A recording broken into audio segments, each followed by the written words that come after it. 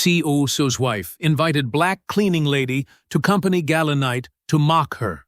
But when she arrived, the whole story changed to everyone's astonishment. Some invitations come wrapped in silk and delivered with smiling faces, but the deadliest ones always do. Picture this. You spend 6 years cleaning an office building. You arrive before the sun rises. You leave after it sets. You polish floors you'll never walk across as a guest.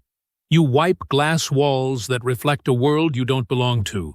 You empty trash cans filled with things wealthy people throw away without a second thought. And then, one day, out of nowhere, the CEO's wife hands you an invitation to the biggest event of the year. Would you feel honored, or would you feel hunted? Belinda Jackson knew the answer the moment that cream-colored envelope touched her fingers. At 48 years old, she had learned to read people the way most people read newspapers. And Tracey Dukes, with her designer heels, her cold smile, and her circle of snickering friends, wasn't offering kindness. She was setting a trap.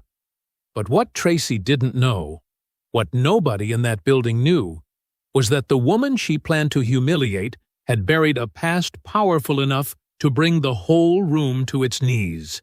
And on the night of the Dukes Industries Gala, that past was about to walk through the front doors. Before we continue, drop a comment and tell me where you're watching from. And make sure to subscribe. Now let's get into this story. The lobby of Dukes Industries gleamed like a palace. Marble floors stretched in every direction, so polished you could see your reflection if you dared to look down. Crystal chandeliers hung from ceilings 3 stories high. Men in tailored suits hurried past with phones pressed to their ears, talking about mergers and acquisitions and numbers that meant nothing to people like Belinda. She pushed her cleaning cart slowly through the corridor, a ghost among the living. Nobody looked at her. Nobody nodded. Nobody said, "Good morning." To them, she was part of the building itself, no different from the potted plants or the water cooler in the corner. And that was fine with Belinda. She had learned over 6 long years that invisibility had its advantages. When people don't notice you, they forget to lower their voices. They forget to close their doors. They forget that janitors have ears and memories and minds that never stop working. Belinda knew every hallway, every conference room, every whispered secret shared by people who assumed the cleaning lady couldn't possibly understand. But understanding wasn't Belinda's problem. Staying invisible was. And there was one person in that building who refused to let her disappear completely. Tracey Dukes. Tracey was everything Belinda wasn't. Young, polished, powerful, and painfully aware of it. She walked through the building like she owned it, which, in a way, she did. Her husband, Brian, ran the company. But Tracey ran Brian. She had a habit of finding Belinda at the worst moments, when Belinda was on her knees scrubbing a stain, when she was reaching into a trash can, when she was sweating through her uniform in the summer heat, because the cleaning staff bathroom didn't have air conditioning. One afternoon, Tracey caught Belinda standing near the executive floor windows, looking out at the city skyline. "Enjoying the view?" Tracey asked, her voice dripping with something between amusement and disgust. Belinda didn't flinch, didn't apologize, didn't rush away like a startled animal. She simply replied, "Just doing my job." That answer stayed with Tracey like a splinter under her skin, because Belinda didn't bow, didn't shrink, didn't act the way cleaning ladies were supposed to act.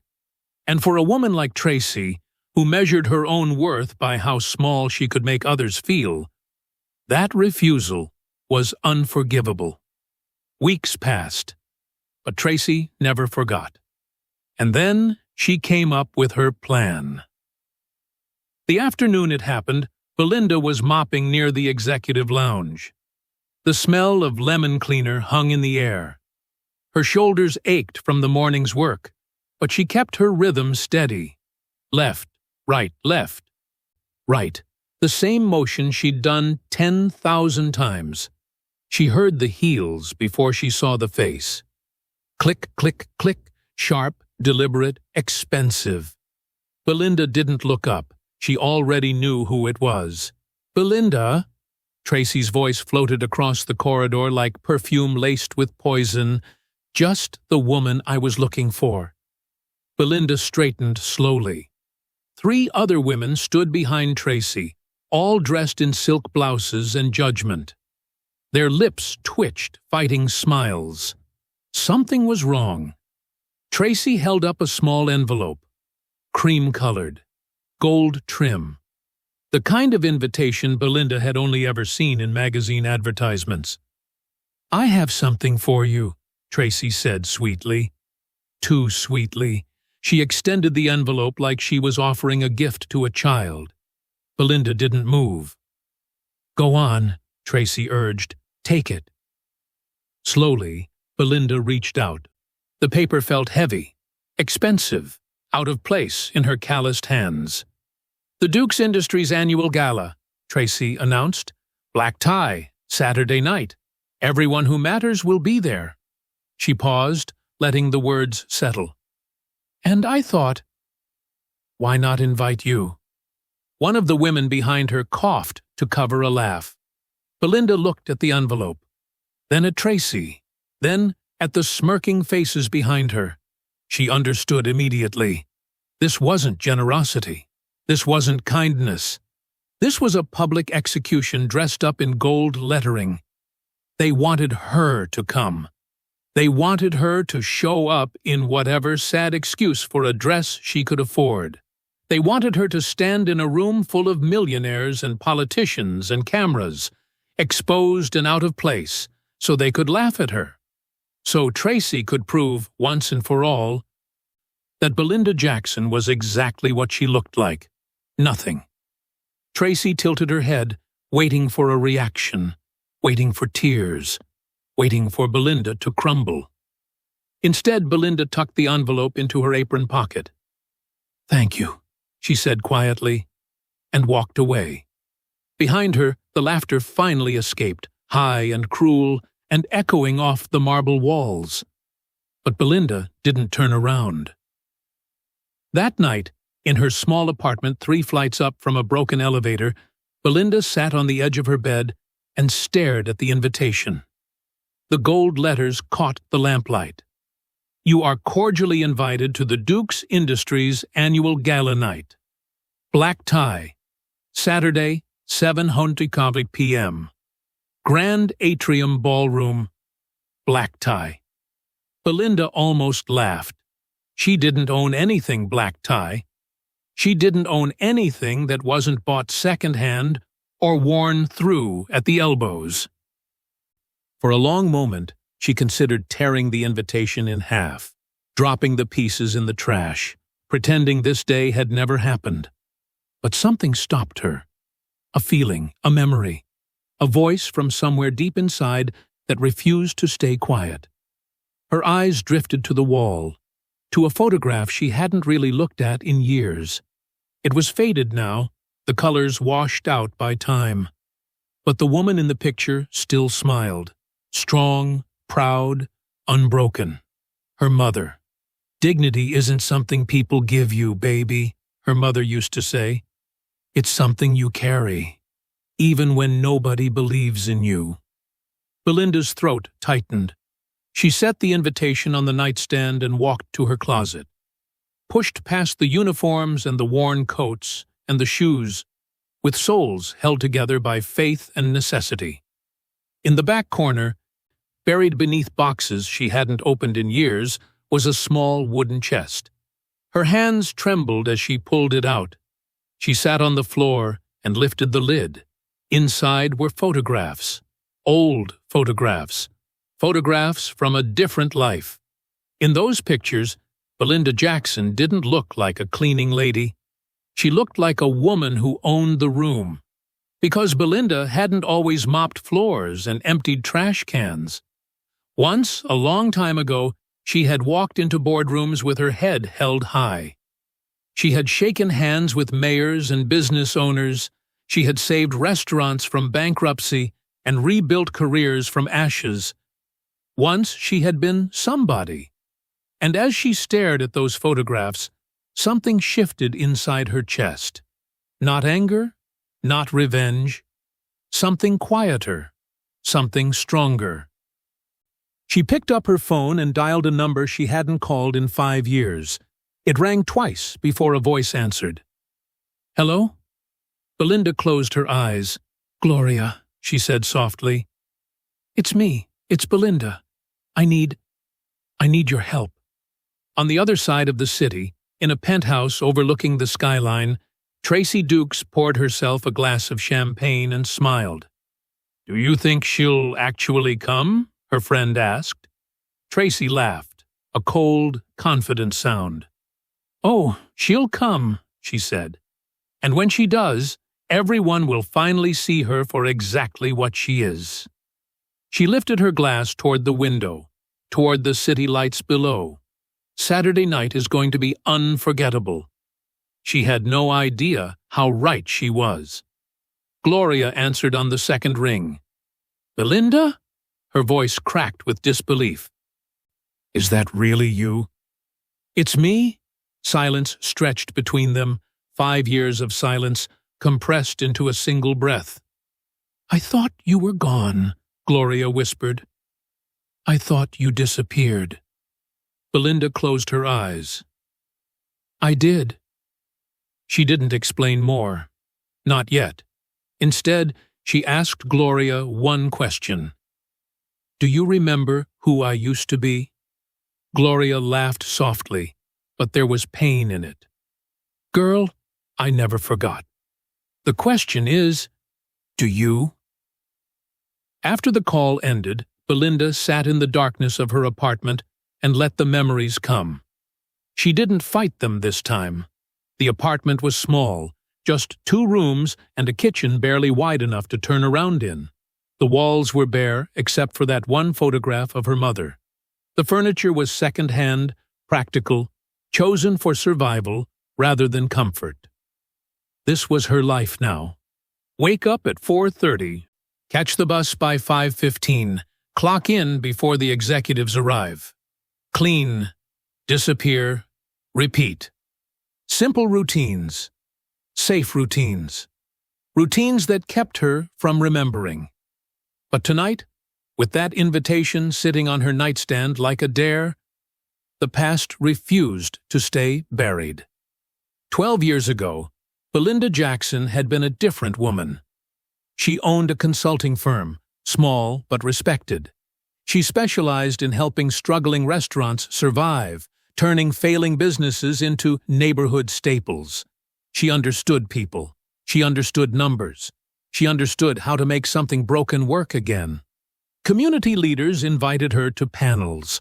Local newspapers featured her story. She mentored young entrepreneurs who couldn't afford business school but had fire in their bellies and dreams too stubborn to die. Her husband, Raymond, used to joke that she could walk into a burning building and convince the flames to calm down. "You've got that gift," he'd say, kissing her forehead. "People trust you. They believe in you." And she believed in herself. Back then, the collapse came fast. A business partner she trusted, a man she had known for 8 years, embezzled funds and vanished. When investigators came knocking, her name was on the documents. His signature was nowhere to be found. Legal fees drained her savings. Clients disappeared. The same community leaders who once praised her stopped returning calls. But she could have survived that. What she couldn't survive was Raymond. He died on a Thursday. Heart attack. No warning. No goodbye. One moment he was laughing in the kitchen, complaining about the coffee she made. "Too strong, baby. You're trying to keep me up all night." And the next moment, he was on the floor. Silent. Gone. Belinda buried her husband on a rainy afternoon with 17 people in attendance. By the end of that year, she had lost everything. The business, the reputation, the savings, the home they'd built together, and something else, something harder to name, the will to fight. Grief does strange things to people. Some people rage, some people crumble. Belinda simply withdrew. She stopped answering calls, stopped attending events, stopped being Belinda Jackson, consultant, community pillar, respected voice. She found a cleaning job because it required nothing but silence and effort. She moved into this small apartment because it expected nothing from her. Invisibility became her armor. If no one saw her, no one could betray her. If no one knew her, no one could leave her. If she stayed small and quiet and forgettable, the world couldn't take anything else from her. It was survival. Not living, just surviving. And for 6 years, that had been enough. But now, sitting on the edge of her bed with that cream-colored invitation glowing in the lamplight, Belinda felt something crack inside her chest. Not break, crack, like ice at the edge of spring. Tracey Dukes wanted to humiliate her, wanted to parade her in front of wealthy strangers and prove that cleaning ladies didn't belong in ballrooms. And the old Belinda, the invisible Belinda, would have thrown the invitation away and pretended it never existed. But something had shifted. Maybe it was Gloria's voice, thick with recognition. I never forgot. Maybe it was her mother's photograph, watching from the wall. Dignity is something you carry. Maybe it was 6 years of silence, pressing down on her chest, finally demanding release. Belinda picked up the invitation, held it between her fingers, felt its weight.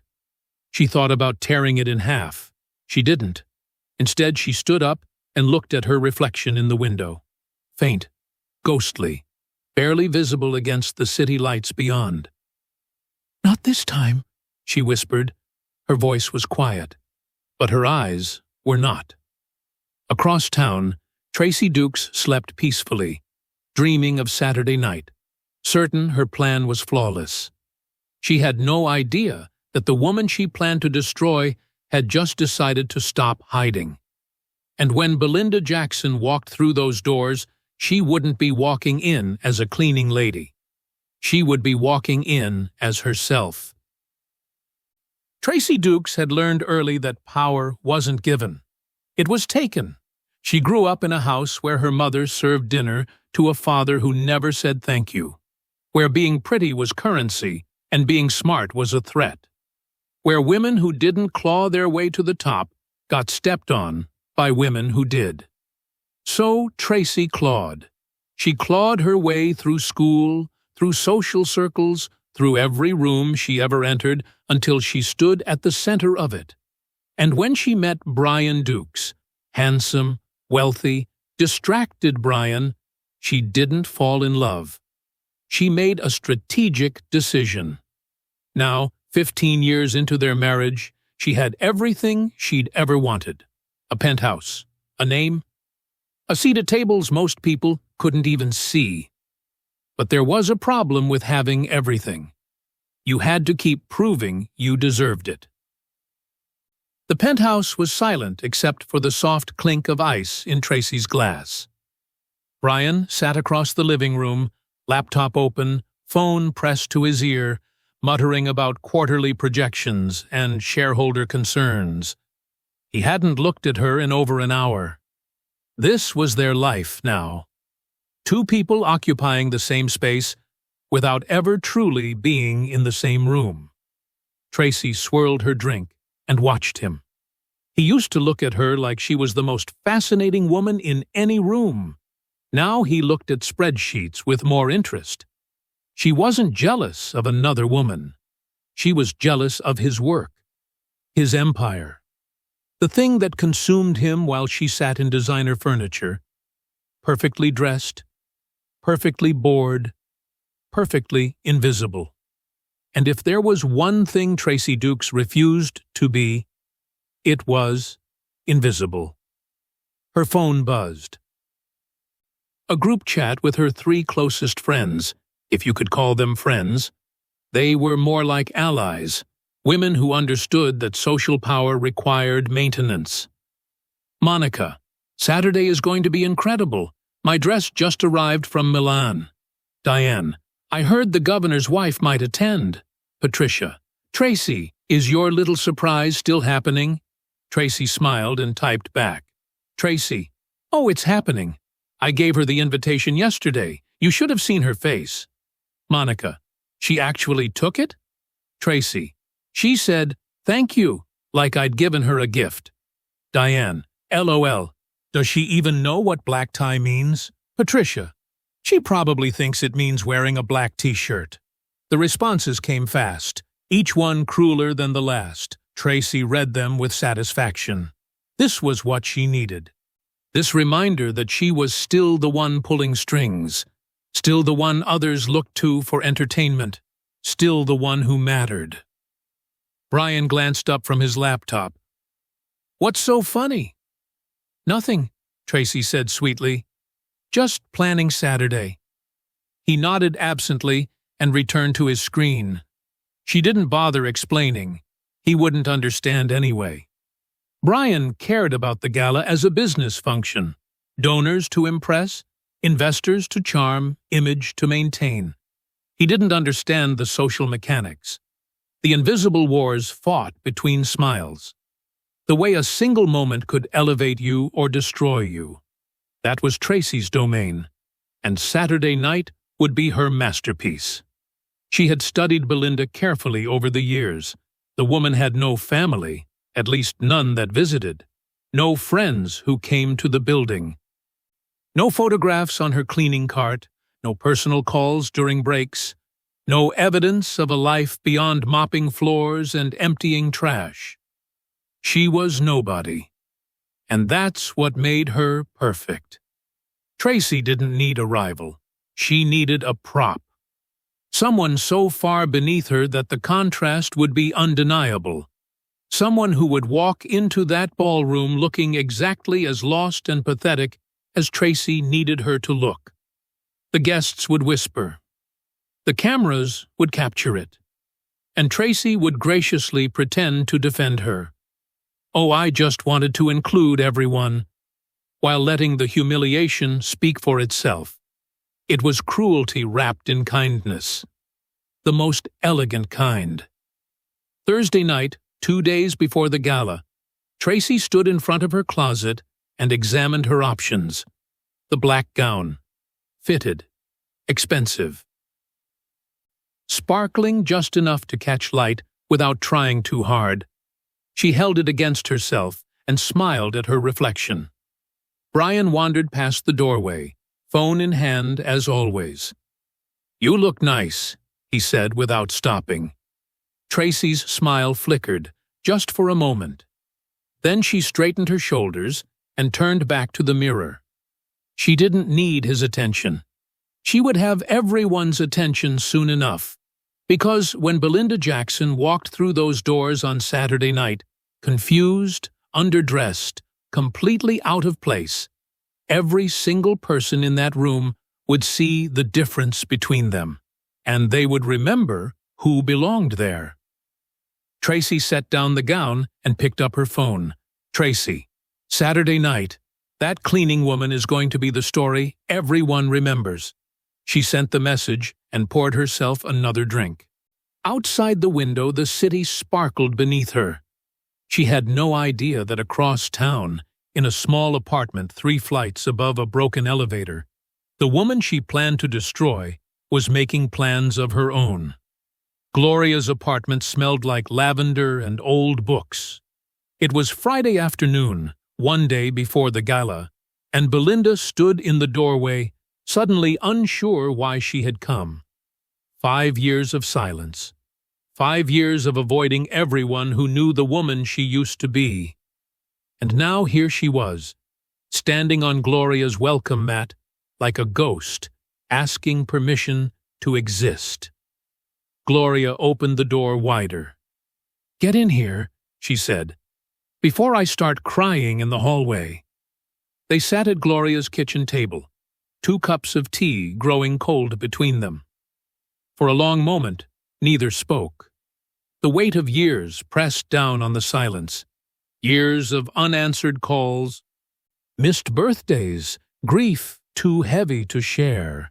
Then Gloria reached across the table and took Belinda's hand. "I looked for you," she said softly. "After Raymond's funeral, after you stopped answering, I drove past your old house. I called the consulting office. I even filed a missing persons report." Belinda's throat tightened. "I'm sorry." "Don't apologize." Gloria squeezed her hand. "Just tell me why." So Belinda told her. She told her about the collapse, the embezzlement, the legal nightmare, the clients who vanished like smoke. She told her about the days after Raymond's death, when getting out of bed felt like climbing a mountain. She told her about the cleaning job, the small apartment, the invisibility she had wrapped around herself like a cocoon. "I couldn't face anyone," Belinda admitted, "not because I was ashamed. Because I didn't know who I was anymore without him, without the business, without any of it." Gloria listened without interrupting. When Belinda finished, she was quiet for a long moment. Then she laughed. Not cruelly, softly, with tears glistening in her eyes. "Belinda Jackson," Gloria said, shaking her head, "you really think losing your business and your husband erases who you are?" Belinda didn't answer. Gloria stood and walked to her bookshelf. She pulled down a thick binder, the kind used for newspaper clippings and photographs, and dropped it on the table. "Open it." Belinda hesitated, then lifted the cover. Inside were articles, dozens of them, headlines from local newspapers and business journals. "Local consultant saves Harbor District restaurants from bankruptcy." Belinda Jackson, named Community Business Leader of the Year. How one woman rebuilt the small business corridor after the recession. Photographs accompanied the clippings. Belinda shaking hands with the mayor. Belinda cutting a ribbon at a restaurant opening. Belinda standing before a crowd, speaking with her head high and her voice strong. "I kept everything," Gloria said, "because I knew one day you'd need to remember." Belinda stared at the photographs, at the woman she used to be. "That feels like someone else," she whispered. "It wasn't someone else." Gloria sat back down, her voice firm. "That was you, and it still is." They talked for hours, not about the gala, not at first. They talked about Raymond's laugh, and Gloria's grandchildren, and the restaurant on 5th Street that Belinda had saved from closing, which now had a second location across town. They talked about grief and guilt, and the strange way life keeps moving, even when you want it to stop. And finally, as the sun began to set, Belinda told Gloria about the invitation. Gloria's expression darkened. "Tracey Dukes? You know her." "I know the type." Gloria leaned back in her chair. "Women who measure themselves by how small they can make others feel. She wants to humiliate you." "I know. So what are you going to do?" Belinda was quiet for a moment. She thought about the invitation, still sitting on her nightstand. She thought about Tracey's smile, sharp and deliberate. She thought about 6 years of invisibility, and the version of herself she had buried to survive. "I'm going to walk in," she said finally. Gloria raised an eyebrow. "Just walk in." "That's all I need to do." Belinda met her eyes. "I'm not going to argue with her.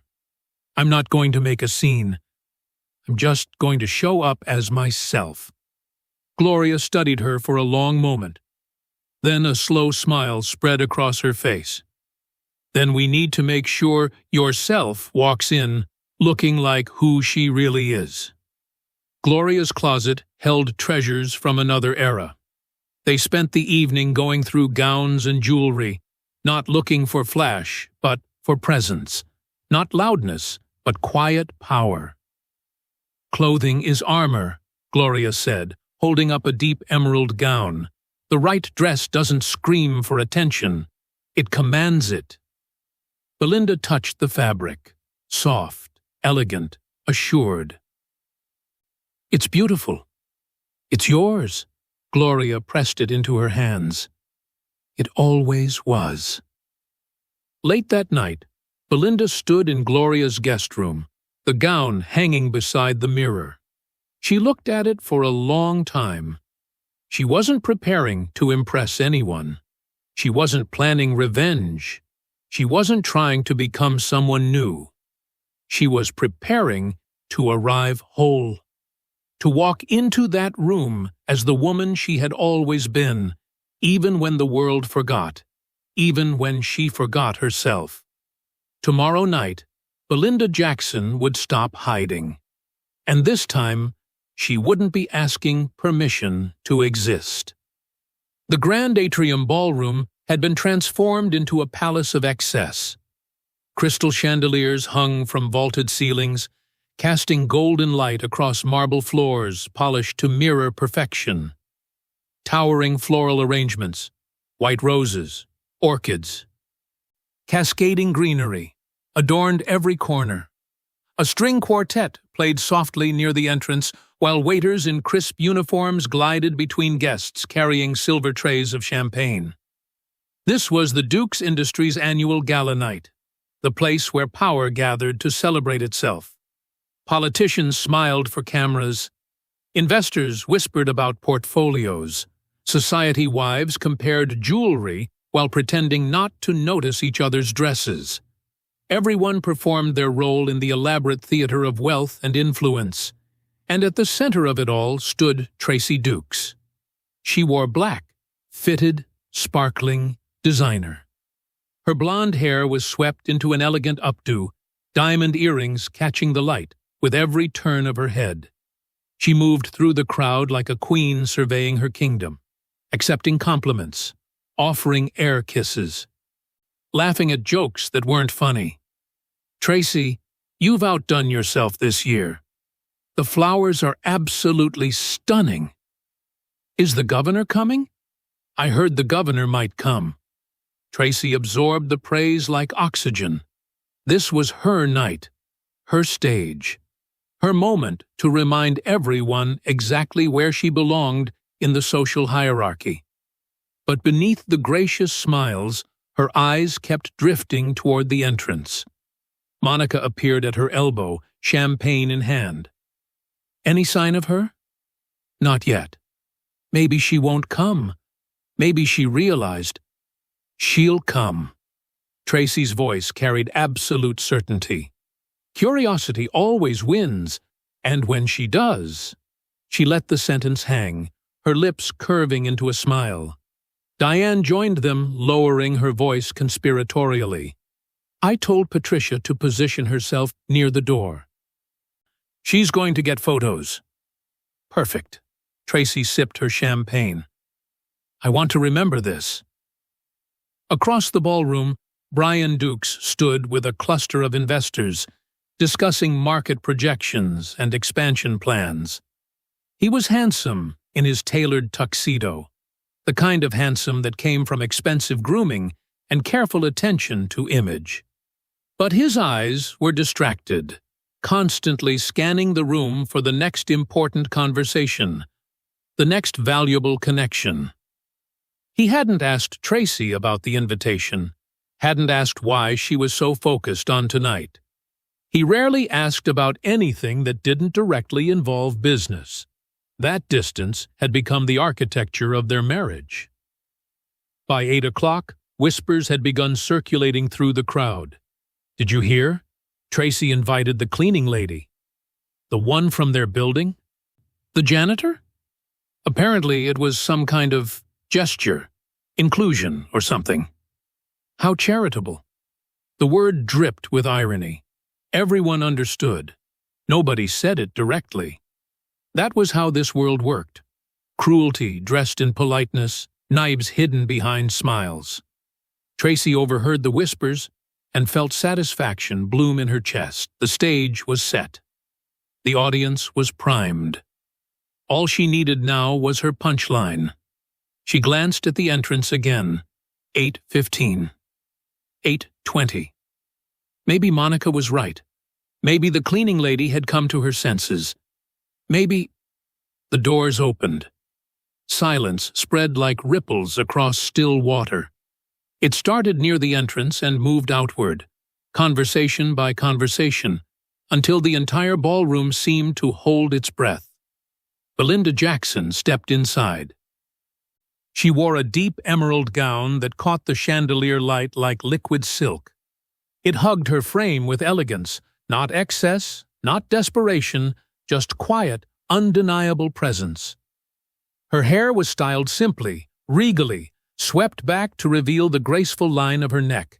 A single diamond necklace rested at her collarbone, catching light with every breath. She didn't rush. She didn't hesitate. She walked forward with the steady, unhurried confidence of a woman who had entered 1,000 rooms and never once asked permission to be there. Cameras that had been flashing all night suddenly paused. Photographers exchanged confused glances. This wasn't what they expected. This wasn't a cleaning lady stumbling in, out of place and overwhelmed. This was something else entirely. Tracey's champagne glass froze halfway to her lips. Her mind struggled to process what her eyes were seeing. This couldn't be right.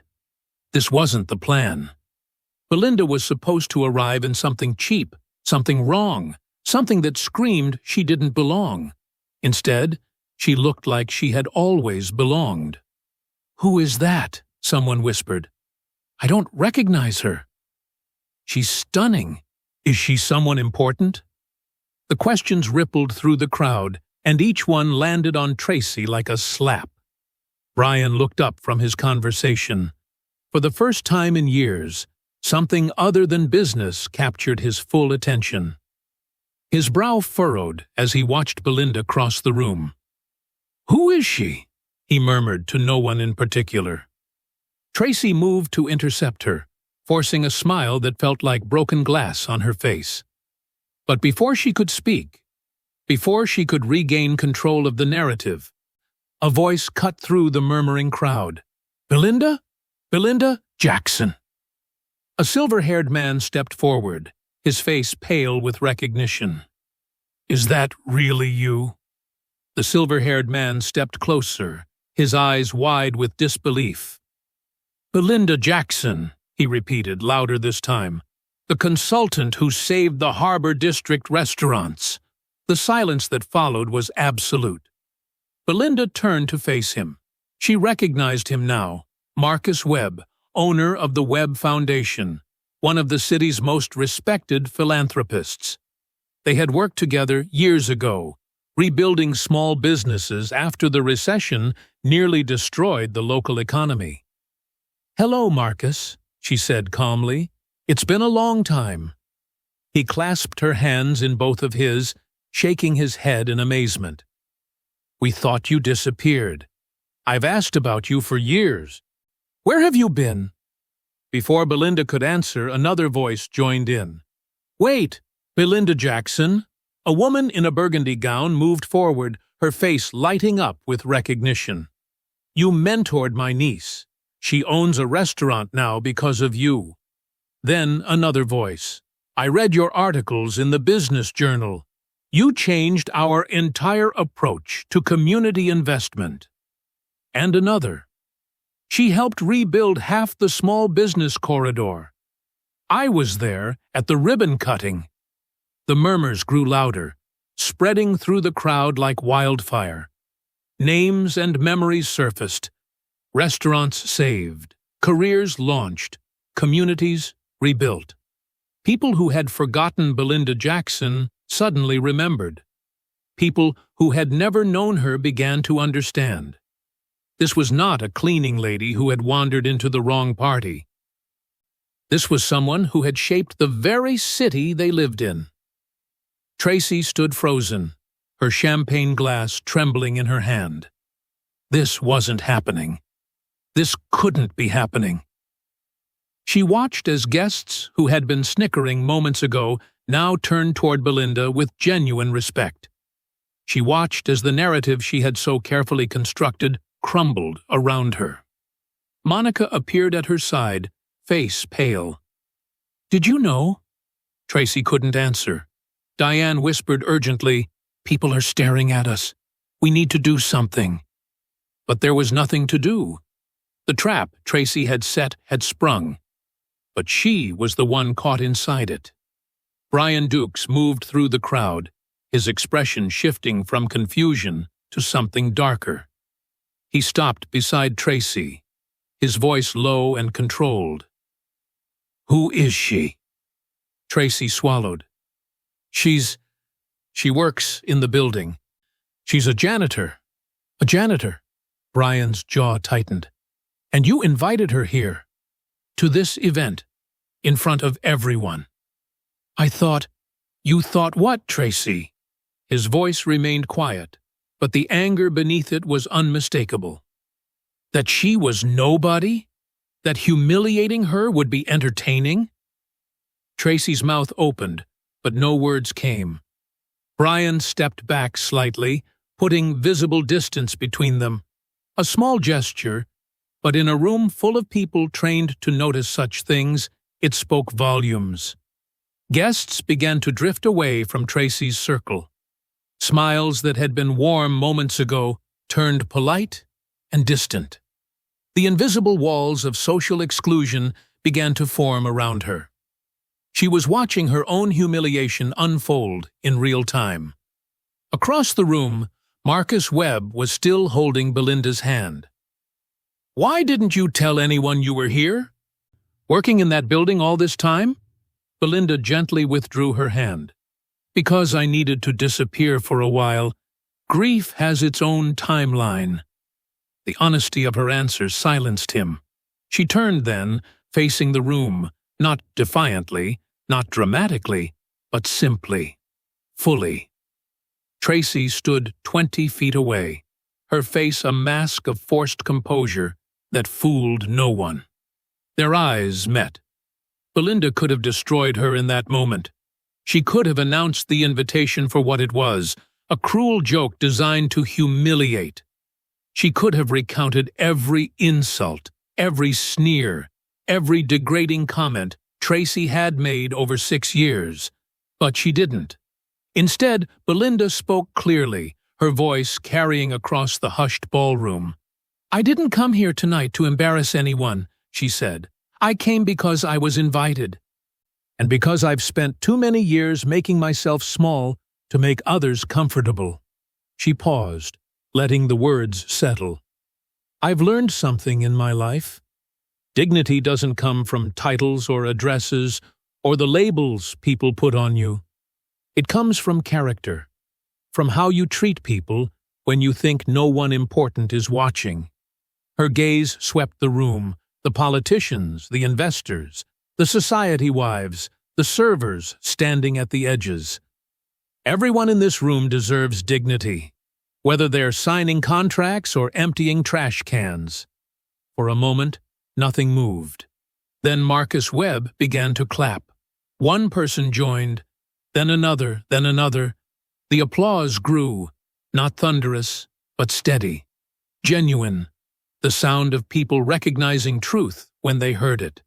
Tracey felt each clap like a hammer blow. Her friends had vanished. Her husband stood apart from her, jaw tight. The guests she had expected to laugh with her were applauding the woman she had tried to destroy. The room had shifted, and Tracey Dukes was no longer at its center. The applause faded slowly, like the last notes of a song no one wanted to end. And in that fading silence, Tracey Dukes made her exit. She didn't announce it. She didn't make excuses. She simply turned and walked toward the side door, her heels clicking against the marble in sharp, hurried beats. No one followed her. Monica and Diane exchanged glances, then drifted in opposite directions, suddenly fascinated by flower arrangements and champagne refills. Patricia had already disappeared, her phone full of photographs she would never post. The women who had circled Tracey like satellites all evening now orbited nothing. The door closed behind her with a soft click. Not a slam, not a scene, just a quiet departure that somehow said everything. Tracey Dukes had wanted Belinda Jackson to be the story everyone remembered. She got her wish. Brian Dukes stood alone near the bar, his untouched whiskey warming in his hand. He watched his wife leave. He didn't follow. For years, he had looked past the small cruelties, the cutting remarks to staff, the way she diminished people she considered beneath her. He had told himself it wasn't his business, that his job was the company, the numbers, the growth. But tonight, he couldn't look away. He had built an empire on the idea that Dukes Industries valued people, that success meant lifting communities, not crushing individuals.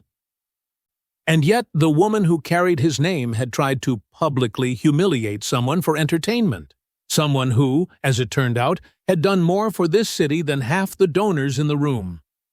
Brian set down his glass and walked toward Belinda. She saw him coming. Her expression remained calm, neither welcoming nor hostile. "Mrs. Jackson," he said quietly, stopping a respectful distance away, "I owe you an apology." "For what?" "For not seeing you." He paused, the words heavy on his tongue. "For 6 years, you worked in my building, and I never once asked your name." Belinda studied him for a moment. "Most people don't. That's not an excuse. It's a failure." He straightened his shoulders, meeting her eyes directly. "I failed as a leader, and apparently I've failed in other ways too." He didn't elaborate.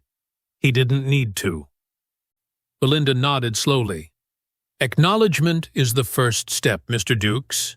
What you do next is what matters." She extended her hand. He shook it, not the perfunctory handshake of business deals, but something more sincere. Then she withdrew and turned away. The rest of the evening unfolded like a dream Belinda hadn't expected to have. Marcus Webb introduced her to foundation directors. The woman in burgundy pressed a business card into her hand. A young entrepreneur asked if she would consider consulting again. "The Harbor District project. We're trying to revive it," he said eagerly. "Your framework is still the model we use. If you ever wanted to come back." Belinda smiled, but made no promises. Offers of partnership and collaboration came from every direction. Genuine offers, not pity, not obligation. People who remembered her work. People who wanted to work with her again. It would have been easy to stay, to bask in the recognition, to let the praise wash away 6 years of invisibility. But Belinda knew something about praise. It could become its own prison if you weren't careful. At 9:30, she slipped away from a conversation about community grants and made her way toward the exit.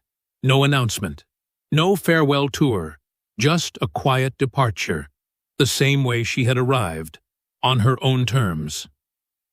The night air hit her skin like a blessing. She stood on the steps of the grand atrium, the city sprawling before her in a tapestry of lights. Behind her, the gala continued, music and laughter and the endless performance of wealth. But out here, it was quiet. She took a deep breath and began to walk. The emerald gown caught the street light as she moved. Her steps were steady, unhurried. The same walk that had silenced a ballroom, now carrying her into whatever came next. She didn't know what that would be.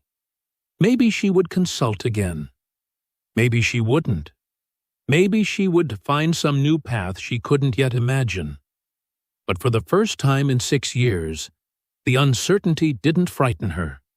Because tonight, Belinda Jackson hadn't won a battle.